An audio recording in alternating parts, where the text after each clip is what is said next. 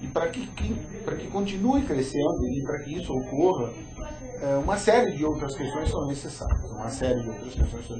Então, esse olhar que a gente trouxe para a revista, às vezes eu quis exatamente reforçar isso aqui, para dar a dimensão das possibilidades que o país tem, enormes, porque hoje o crescimento no centro-oeste é muito grande, o crescimento no norte e nordeste é grande. Saímos um pouco do eixo sul-sudeste, São Paulo, Rio de Janeiro, Porto Alegre, sei lá, e fomos para um outro eixo, fomos para o eixo Goiânia, Anápolis, fomos para o eixo Belém, Parauapé, grandes... Aliás, eu li a reportagem e uma dos requisitos desse estudo foi justamente que vocês foram fazendo seleções das regiões que mais cresciam no Brasil e vocês retiraram os grandes centros urbanos. Exatamente. Então, lógico, São Paulo, Rio e Curitiba e Florianópolis a gente sabe que está crescendo. Não precisa, vocês foram procurar realmente quais são os novos eixos de crescimento, né? O importante dessa questão é perceber que nós crescemos lastreados em cadeias produtivas significativas. Crescemos num olhar dos próximos 10 anos, 15 anos. Que cadeias produtivas estão deflagrando esse crescimento? Uma boa parte do agronegócio, uma boa parte da área de minério, uma boa parte na área de refinarias de petróleo. Então você tem refinaria agora sendo construída no Porto de Pecém, uma nova visão logística de infraestrutura, o Porto de Suape, o Porto de Pecém entram num cenário de hubs de logística para a região norte e nordeste. Então, você começa a perceber uma descentralização, mas existem sempre alguns deflagradores. E esses deflagradores são essas cadeias produtivas que precisam continuar produzindo aquilo que elas produzem, mas nós temos que ficar atentos quais são os reflexos dessas cadeias no contexto urbano e no contexto das micro-regiões. Então, um exemplo, por exemplo, quando a Toyota se instala em Sorocaba, ela não instala em Sorocaba, ela impacta toda a região, em Porto Feliz. Quando o novo Porto de Suape é desenvolvido, não é só o Suape, Cidade do Cabo, uma série de outras questões em outras cidades acabam sendo impactadas. Aí surgem e afloram as necessidades de que é necessário complementar essas cadeias produtivas com atividades sistêmicas. Não só residência, mas trabalho, educação, comércio. E aí que a sustentabilidade das cidades começa a ser pensada. E deve ser pensada para garantir qualidade de vida, para garantir que você tenha nas escalas devidas de cada uma dessas cidades aquilo que é objeto de todo mundo. Morar bem, viver bem numa cidade onde tenha as questões todas resolvidas. Tomás, você já está me falando aqui que já tem muitas perguntas aqui, o pessoal já Temos algumas perguntas bem interessantes. Exatamente sobre essa questão, Tomás, para exemplificar um pouquinho esse crescimento, eu tenho uma colocação aqui do Luiz. Ele fala o seguinte, não dá a fonte, mas é um dado bem importante. Em 2011, importamos 8 bilhões de dólares em petróleo. Em 2012, importaremos 15 bilhões. É isso mesmo? Não sei, não sei. Mas, sem dúvida, estamos importando petróleo, porque existe uma outra coisa de craqueamento de petróleo. O petróleo não é só para gasolina, tem um monte de outras atividades, a indústria do plástico. Então, em cima desta fala do Luiz, que exatamente eu estou colocando. O petróleo entra, mas ele está suprindo outras coisas que o Brasil precisa. Não é? Nós estamos hoje importando mais do que importávamos. Por quê? Porque a nossa indústria não cresceu na proporção que deveria ter crescido. O crescimento industrial, tem na revista Veja dessa semana, tem lá o gap do crescimento industrial. O governo imaginava que a indústria crescesse no mínimo 4%, vai crescer 1,5%. Então, existe um defasamento entre alguns setores da economia que estão pujantes e outros setores da economia que ainda estão capengando. Né? E a indústria é um deles. Nós temos um problema sério. Aliás, essa é uma questão também. A gente vive um momento de crescimento econômico, vive um momento de crescimento, mas quando você olha o quadro geral, a foto completa, alguns números são interessantes e tal, mas quando você começa a olhar setor a setor, aí e você existem disparidades, né? Sim. E essa é a grande preocupação do governo. O nosso salto para esta, vamos dizer, essa posição de sexta economia no mundo, ele está dependendo de reformas estruturais que o país precisa. Há muitos anos que a gente vem adiando. O nosso maior inimigo somos nós mesmos. O nosso Giba, foi você que colocou a palavra assim, o nosso maior inimigo e a nossa maior ameaça somos nós mesmos.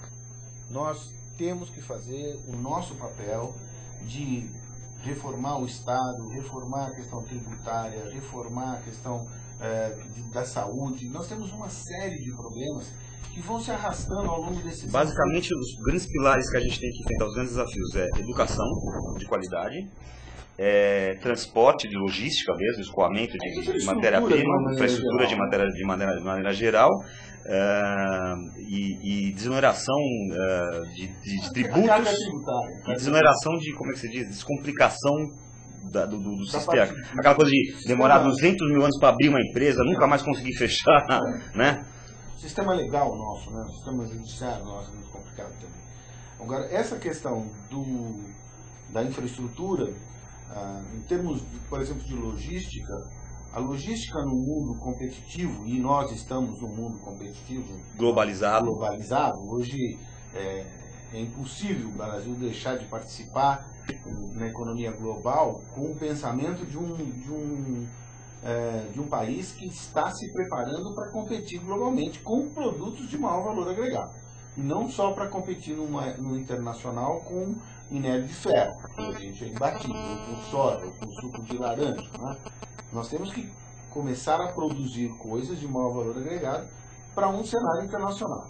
Agora, nesse cenário internacional, a logística, por exemplo, tem um peso muito grande no Brasil. Nós temos hoje uma logística impactando 3%, 4% no cenário americano, por exemplo, de transporte de soja, e ela chega, às vezes, a 20% no Brasil.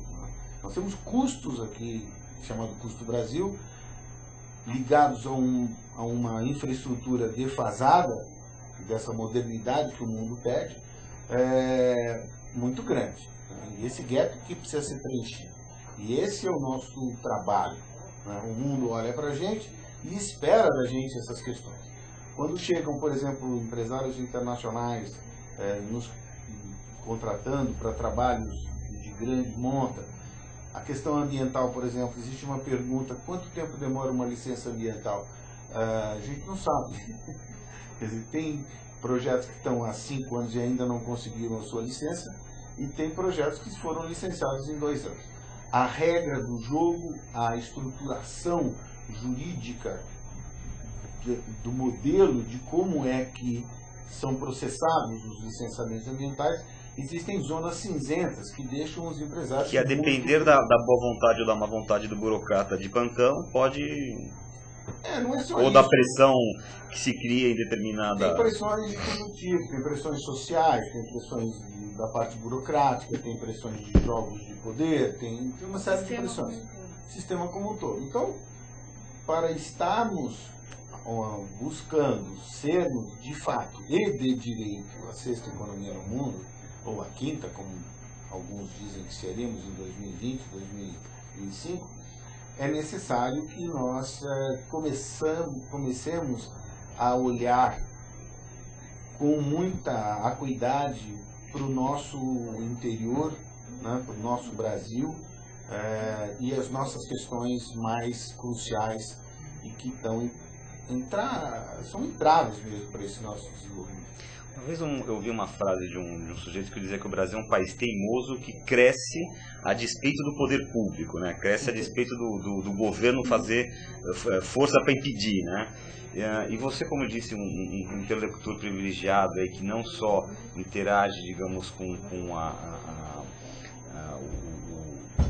os agentes privados, mas também interage com os agentes públicos, né?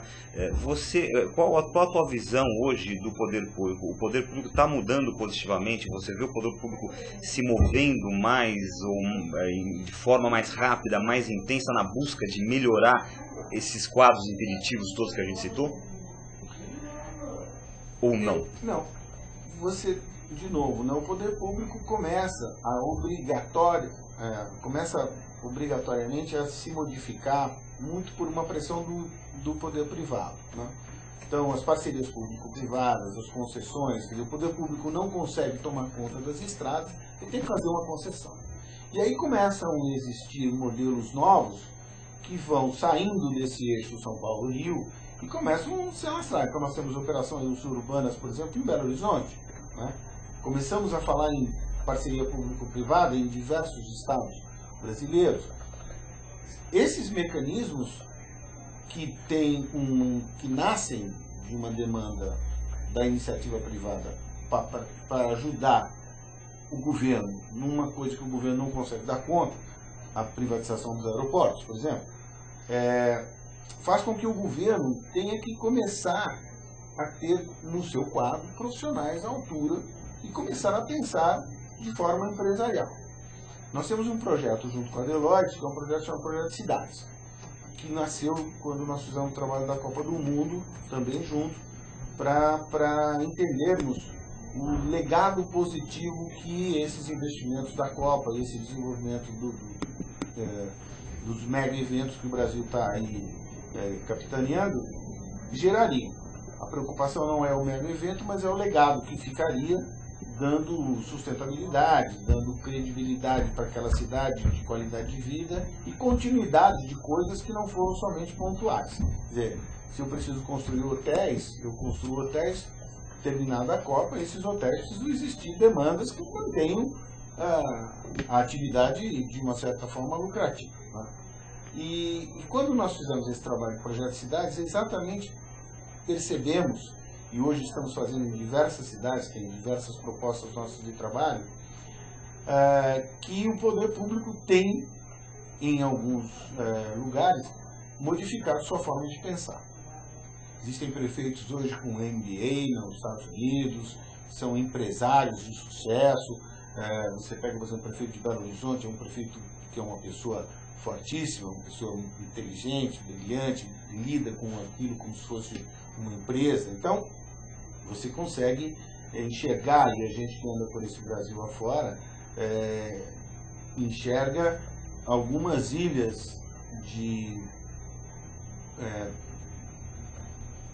poder público, vamos assim dizer. Poder público inteligente. Não é questão de ser inteligente, é questão de ser moderno, ser empreendedor, ser empresarial, ligado no mundo, pensa de forma sistêmica, globalizada, saindo um pouco fora daquele chavão, né, que você sempre encontra do prefeito, com preocupação com a sua campanha política e tal. As PPPs e as concessões, elas obrigam ao chefe do Estado ou ao chefe da prefeitura a pensar num legado que não será dele, porque você vai fazer uma privatização agora, vamos fazer a duplicação da rodovia Tamoios, que desce para o Porto de São Sebastião, que está sendo reformulado para atender toda uma nova dinâmica dessa área de Campinas, de São José dos Campos, com a nova indústria, novo salto da indústria automobilística. A duplicação, que será provavelmente feita no governo atual, os legados e os méritos da continuidade disso daí estará sendo aproveitado pelos governos futuros, sejam eles de que partido forem. Então, quando se pensa em sustentabilidade, quando se pensa num cenário de 20 anos, e o país começa a ter que pensar dessa forma, a importância do pensamento político